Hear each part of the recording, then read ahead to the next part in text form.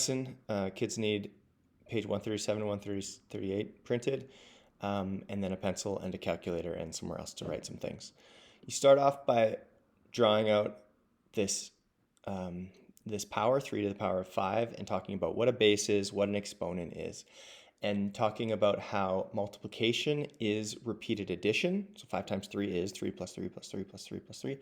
And similarly, powers are short form for repeated multiplication. So 3 to the power of 5 is that, 3 to the power of 5. So kids will do questions 1 through 5 and walk through showing that they understand what a base and an exponent is and directly being taught what a power is. Then you talk a little bit about the commutative property, how 2 times 5 is the same thing as 5 times 2, and pose the question, is that the same for powers? Is it going to matter which number is the base and which number is the exponent? Have your students explain their prediction and really think through it, and don't give that answer as a teacher.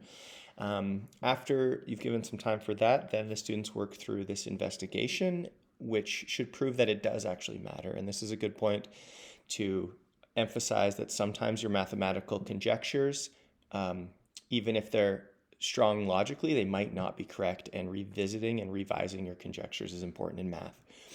Once you've established that, move on to some vocabulary, first power, second power, third power, a couple questions just to make sure that everyone understands what that is, and then talk about order of operations.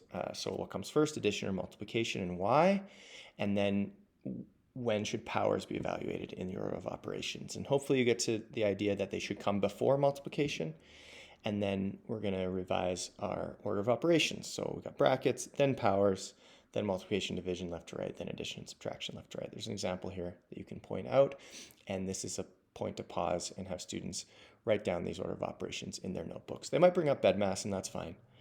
That's the lesson. Then you have students work through 137 to 138. They go through powers of 1, how to use your calculator to find powers, and evaluating some powers. And then some Excel practice would be great. There's a few extension questions that have to do with greatest common factor and lowest common multiple. And then there's this magic card activities, which honestly I don't understand, but it seems pretty awesome. All right, have fun.